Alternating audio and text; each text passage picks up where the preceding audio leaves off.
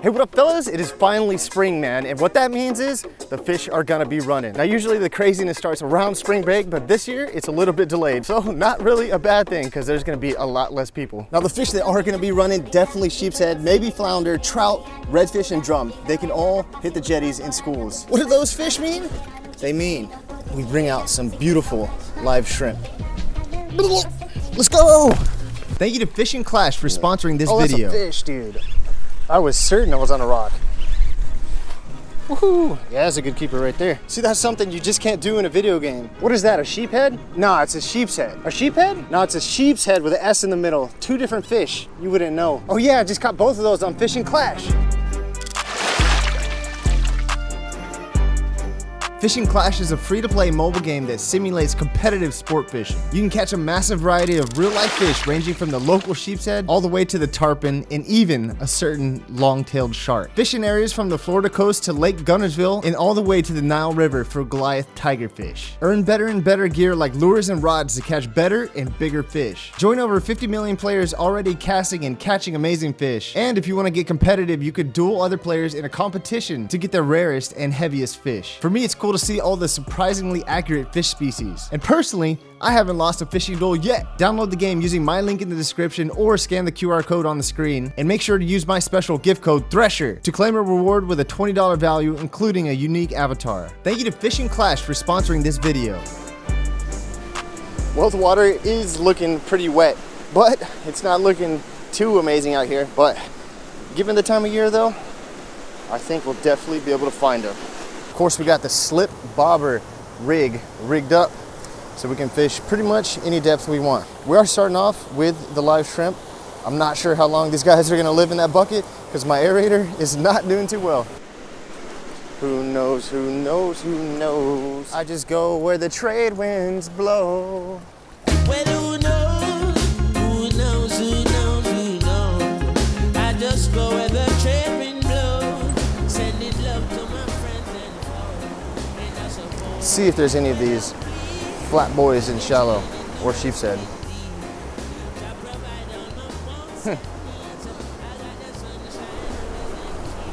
Well, that's a big flounder, dude. A decent one, not big. This is a decent one. And I say it's decent and thought it was huge because previous days I've been here, I've been catching potato chips. Oh, that's a nice keeper. Just slide them up. Sliding them up, sliding them up. That's a sick keeper. Unfortunately, I think the 50-50 failed today because I think I forgot my stringer. Heck yeah, take it. Flat boy. It's a flounder. That's a flounder? Yes, ma'am. Wow. They have to be a certain size? Yeah, they have to be 15. It's a decent keeper. I'll take it. Cool. What were you doing down there, big man? Eating some shrimps? You were eating some shrimps down there? Woo! Gotta be careful with their mouths, as I always say. They do have some very needle sharp teeth in there. The flat boy dream, a lot of people's favorite fish to eat. One of my favorites for sure. And the nice thing is, even though you have to fillet them differently, they are very easy to fillet. We have to make a loop to make our improvised stringer. All we need to do is a super easy knot, the surgeon's loop. Double it over, get about 6 to 10 inches of tag line, and then just fold it over. Go through once and then twice and then just pull that tight and then you got a nice loop there. And now one of the most crucial decisions at the jetty, finding a half decent spot to put your stringer where it's not going to get sucked into the rocks where you'll never get it back. So as we get warmer and warmer into the year, we get more and more bait sealers, which means live shrimp gets harder to use.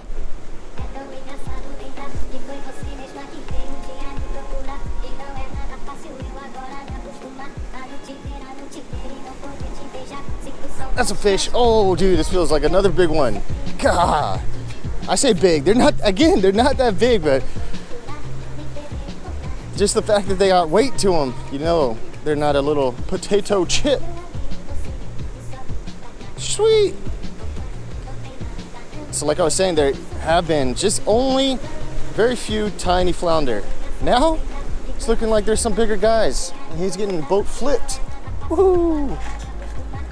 Even closed my tackle box for me.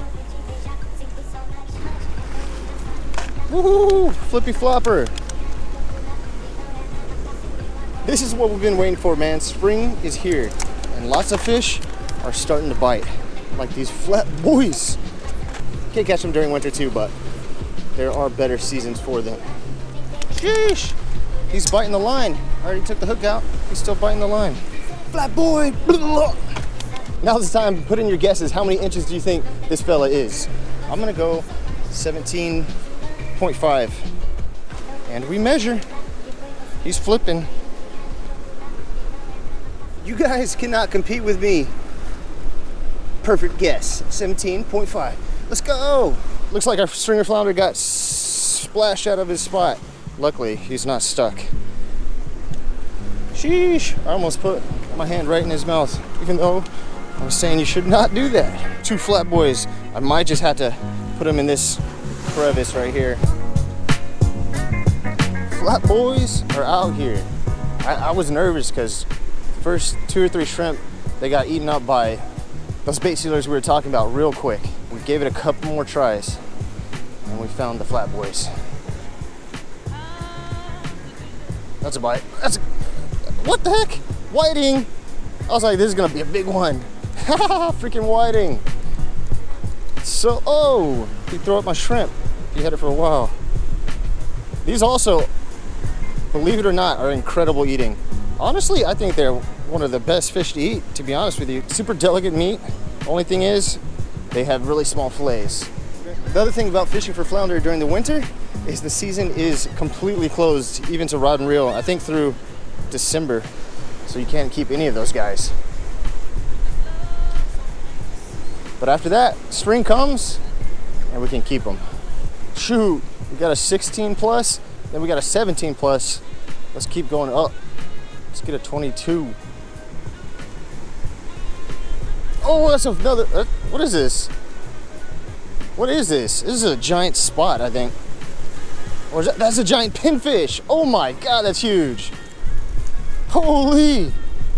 I've caught one other giant pinfish. This might beat it. Holy cow.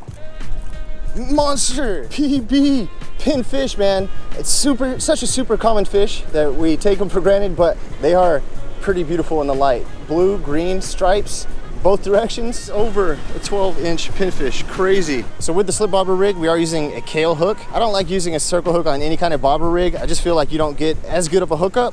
And also, circle hooks can be pretty bad for sheep's head, the other fish we're going for. Kale hook will work, but the most ideal hook might be a beak hook.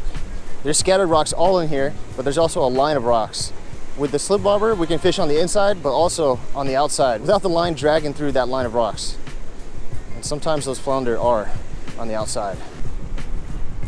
There's a bite. Oof, is it a right bite though? I think it is. There he is! Little guy, LG flounder. Woo! Skipping all around. Hey, oh shoot! Aw, man, sorry, big guy. I was gonna say I'm cool with catching an LG since we already got all the keepers we need. You know when the bait sealers hit your bobber, they do those really quick strikes. If that starts happening, I'll just pull it away from them. With the flounder though, they'll pull it down for a period of time. Maybe it'll come back up, but it'll just definitely stay down for at least a couple of seconds. There he is, that's a guy. Oh, that's a good one. That's a good one. He's staying down, boy. Staying way down. It's not even that big. I thought it was gonna be a 20-incher. Nice. Oh, I jinxed you. Come on, man. I wasn't gonna keep it anyway, but.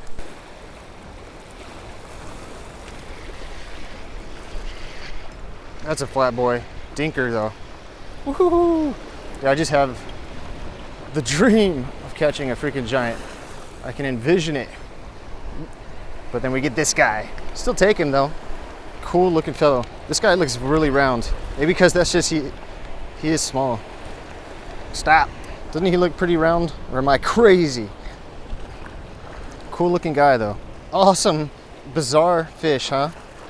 Well, that's confirmation that the flat boys are here, but I want to see if the sheep's head are here as well. So we're gonna move a little bit further, see if we can catch them.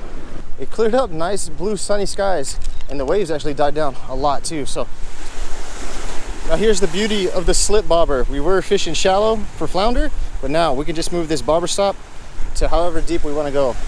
Went from like 3 feet down to like 7.